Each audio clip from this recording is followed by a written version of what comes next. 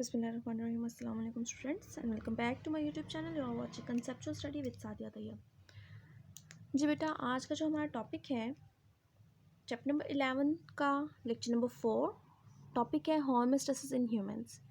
इससे पहले हमने होम्योस्टेसिस इन प्लांट्स पढ़ा था, जिसमें हमने देखा था कि वो ऑस्मो रेगुलेशन कैसे करते हैं, एक्स्ट्रा कार्बन डाइऑक्साइड, वाटर, जो भी उनकी बॉडी में एक्स्ट्रा चीज़ है वो कैसे उससे बॉडी से निकाल के बॉडी के जो भी नॉर्मल क्वांटिटीज़ या जो भी नॉर्मल लेवल है हर चीज़ का वो कैसे मेंटेन करके रखते हैं होम्योस्टेसिस के प्रोसेस। अभी आज का जो हमारा टॉपिक है वो ह्यूमन से रिलेटेड है कि ह्यूमंस की बॉडी के अंदर होम्योस्टेसिस कैसे होती है। ठीक है, तो बाकी सारे एनिमल्स की तरह ह्यूमंस की जो बॉडी है उसके अंदर भी होम्योस्टेसिस के डिफरेंट प्रोसेसेस हैं, डिफरेंट फंक्शंस हैं जो कि परफॉर्म होते हैं। तो जो 3 मेजर ऑर्गन्स हैं हमारी बॉडी के अंदर वो कौन कौन से हैं? वो है लंग्स, स्किन और किडनी। ठीक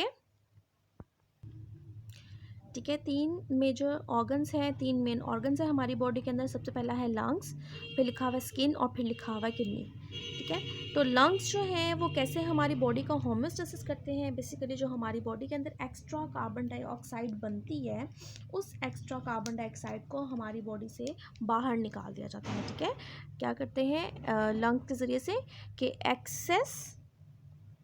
एक्सेस जो कार्बन डाइऑक्साइड है उसे बॉडी से बाहर निकाल दिया जाता है, आउट ऑफ बॉडी। अब ऐसा करना क्यों ज़रूरी है? कार्बन डाइऑक्साइड को बॉडी से बाहर निकालना क्यों ज़रूरी है? देखिए, हमें जो एनर्जी लेने के लिए केमिकल रिएक्शन जो प्रोसेस करना पड़ता है वो है रेस्पिरेशन, और रेस्पिरेशन में ग्लूकोज और ऑक्सीजन की ज़रूरी होती है ताकि उनके नतीजे में हम एनर्जी बना सकें। अब ऑक्सीजन हमारा बॉडी के अंदर एंटर करना ज़्यादा ज़रूरी है, उसके लिए ये ज़रूरी है कि कार्बन डाइऑक्साइड जो बॉडी के अंदर मौजूद है वो बाहर निकल जाए, क्योंकि दोनों गैसेस हैं। ठीक है, तो ऑक्सीजन गैस तभी ज़्यादा क्वांटिटी में हमारी बॉडी के अंदर एंटर हो सकती है और एग्जिस्ट कर सकती है जब कोई दूसरी गैस कम हो।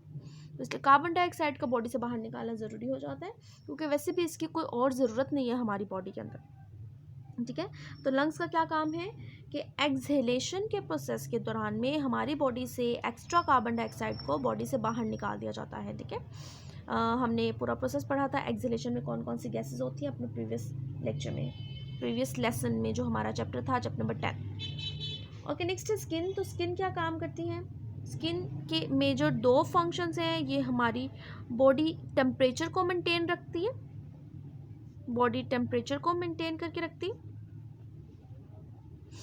ठीक है, और उसके अलावा जो है हमारी बॉडी से जो एक्स्ट्रा या एक्सेस रिमूव्ड एक्सेस सॉल्ट, ठीक है, वाटर, उसके अलावा यूरिक एसिड, यूरिया वगैरह, इन सब चीज़ों को बॉडी से बाहर निकालने में भी हेल्प करते हैं। ठीक है, बेसिकली मेजर चीज़ जो है वो सॉल्ट और वाटर है जो कि स्किन के ज़रिए से भी बाहर निकलते हैं, तो स्किन का ये काम है।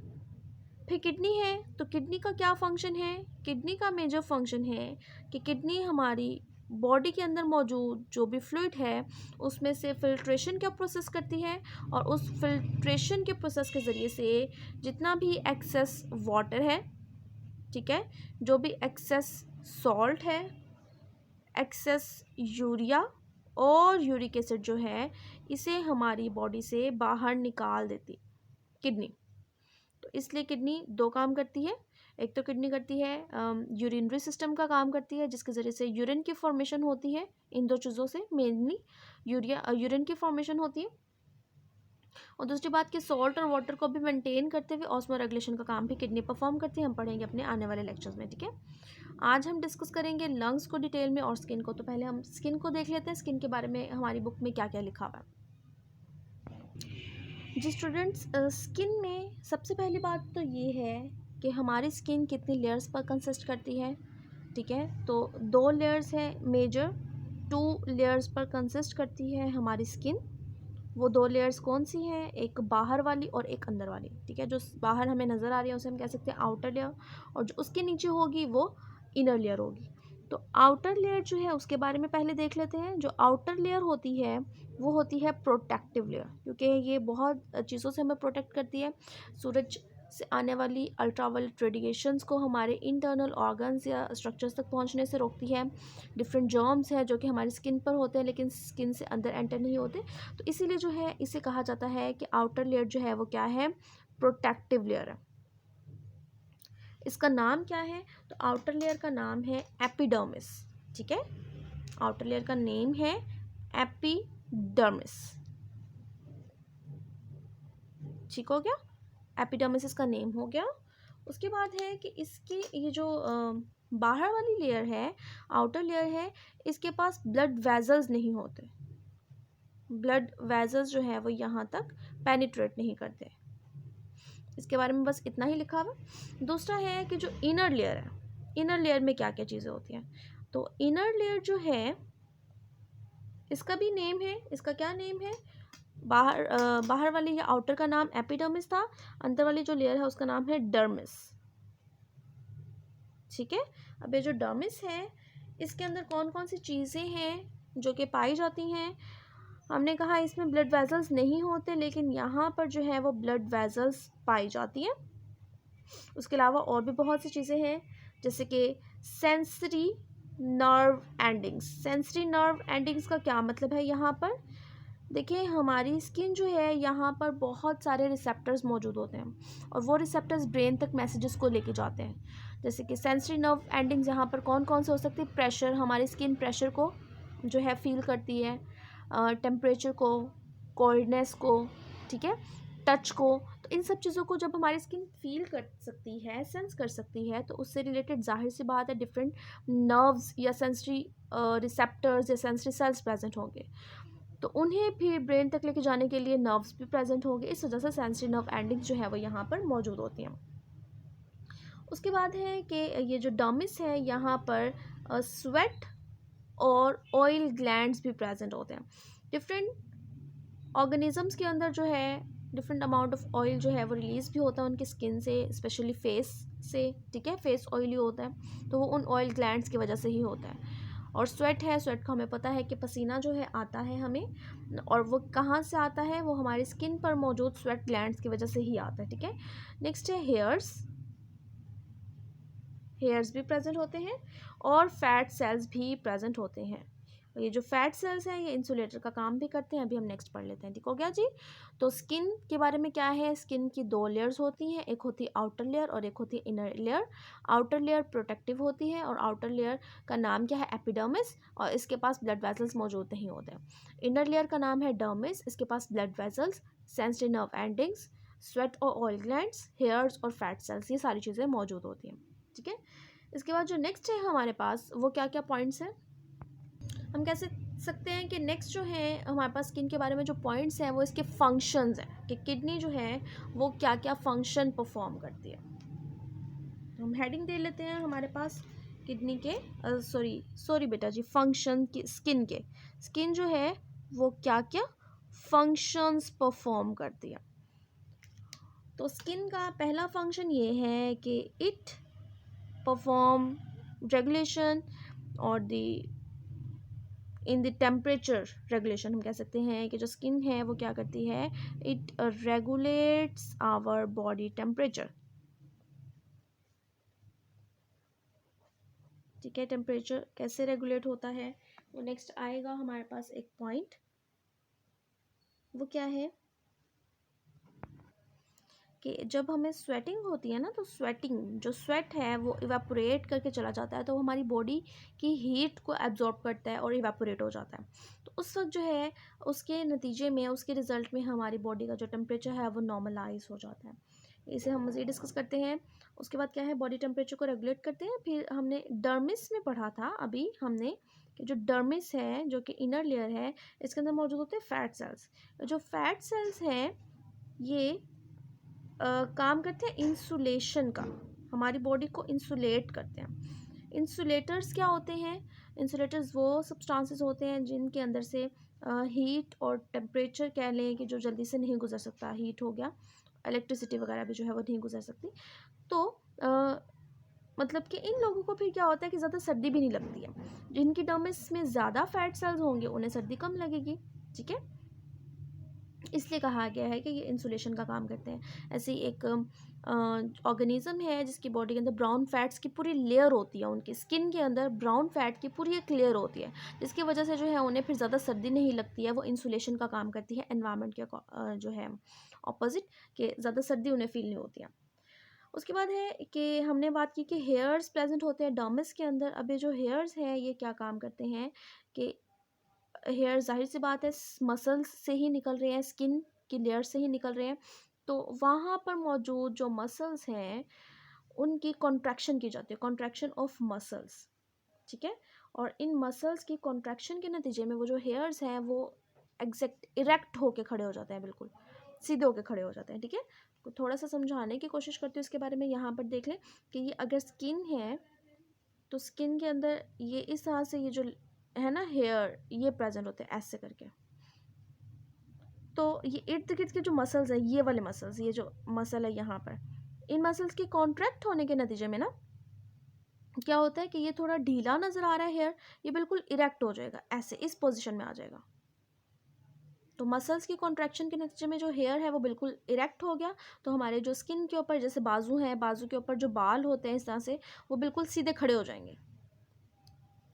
तो इनके बिल्कुल सीधे खड़े हो जाने की वजह से क्या होता है, यहाँ पर जो एयर के मॉलिक्यूल्स जो प्रेजेंट होंगे यहाँ पर, वो यहीं पर ही ट्रैप हो जाते हैं। अब वो ट्रैप हो गए हैं हमारी बॉडी की हीट की वजह से, ये जो मॉलिक्यूल्स हैं हवा के ये भी गर्म हो जाते हैं।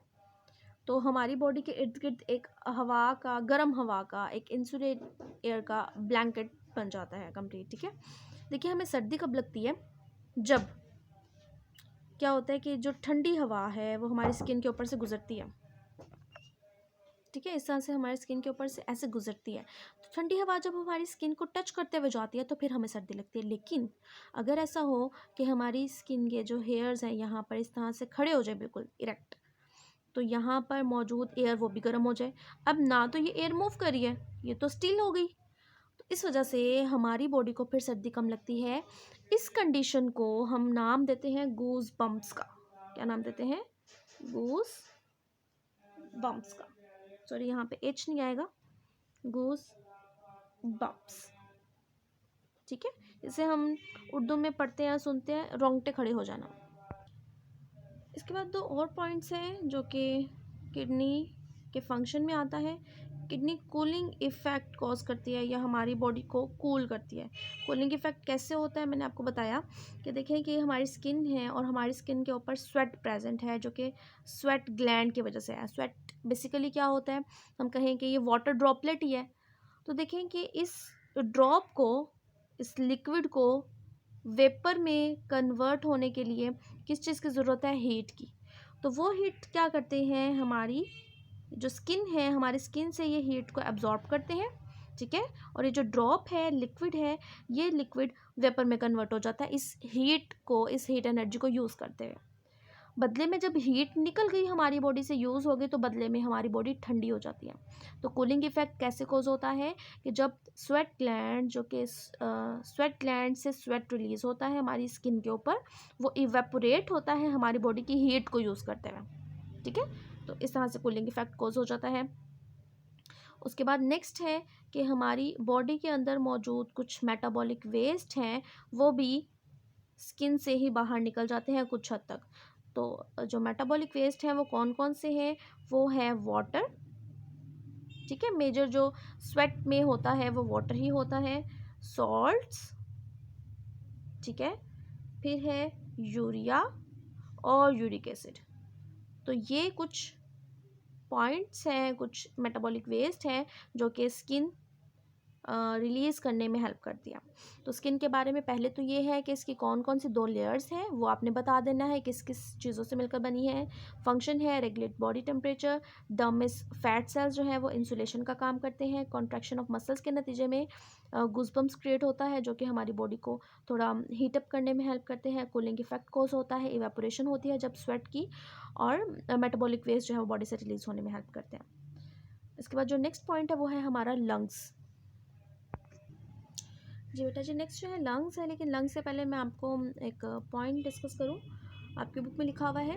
वो क्या है कि हाइपोथेसाइज करें कि जो डॉग हैं वो पैंट का प्रोसेस क्यों करते हैं, PANT, पैंट, इसे हम कहेंगे पैंटिंग का प्रोसेस। ये एक प्रोसेस है जिसमें क्या करते हैं कि जो डॉग्स हैं, आपने देखा है कि उनकी जो टंग है वो हैंग की होती है बाहर की तरफ। हमें लगता है कि उस पर स्लाइवा है, एग्जैक्टली वो स्लाइवा नहीं होता, हर वक्त स्लाइवा नहीं हो सकता, वो स्वेट होता है। उनकी ज़बान पर पसीना आता है क्योंकि उनकी बाकी बॉडी पार्ट्स पर पसीना नहीं आता है। तो उस पसीना जब आता है ज़बान के ऊपर, फिर वही हमने देखा कि पसीना जब ड्राई होगा, जब खुश्क होगा, इवेपोरेट होगा, उस वक्त जो है कूलिंग इफेक्ट कॉज होता है।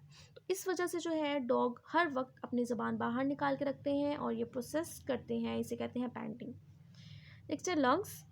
तो लंग्स क्या काम करते हैं, हमने जैसे पहले बात की कि लंग्स जो है एक्सेस कार्बन डाइऑक्साइड को हमारी बॉडी से बाहर निकालते हैं। अब हम जानते हैं बेटा कि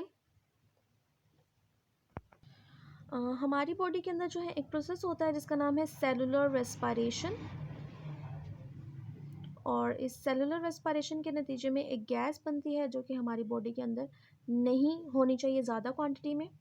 वो गैस क्या है, C6H12 O6 और ऑक्सीजन, ये दोनों कंबाइन करते हैं और जो चीज़ बनाते हैं वो है carbon dioxide, water plus energy. तो ये जो कार्बन डाइऑक्साइड बनती है ये कहाँ बन रही है, ये बन रही है सेल्स के अंदर, ठीक है। सेल्स के अंदर ये प्रोसेस हो रहा है एनर्जी बनने का।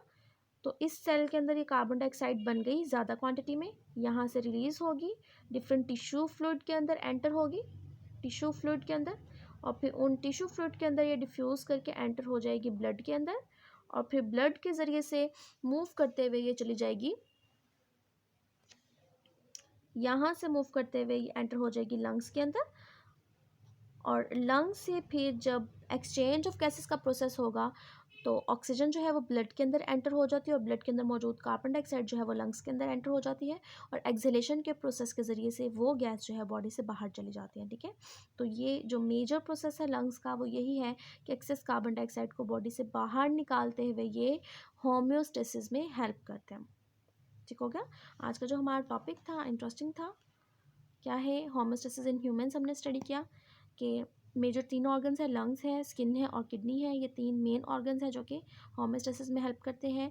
लंग्स एक्सेस कार्बन डाइऑक्साइड निकालता है, स्किन के बारे में हमने ये सारी डिटेल पढ़ी है, किडनी के बारे में इंशाल्लाह हम अपनी नेक्स्ट लेक्चर में, नेक्स्ट वीडियो में देखेंगे कि किडनी जो है वो कौन सा फंक्शन परफॉर्म करती है यूरिनरी सिस्टम का, और यूरिनरी सिस्टम के कंपोनेंट्स वगैरह वो सब हम डिटेल में पढ़ेंगे। तब तक के लिए अल्लाह हाफिज़। वीडियो पसंद आ जाती है तो ज़रूर लाइक कीजिएगा, अपने फ्रेंड्स के साथ शेयर करें, अपने क्लास फेलोज़ के साथ शेयर करें, अगर चैनल पे नहीं तो सब्सक्राइब कर दें। Thank you.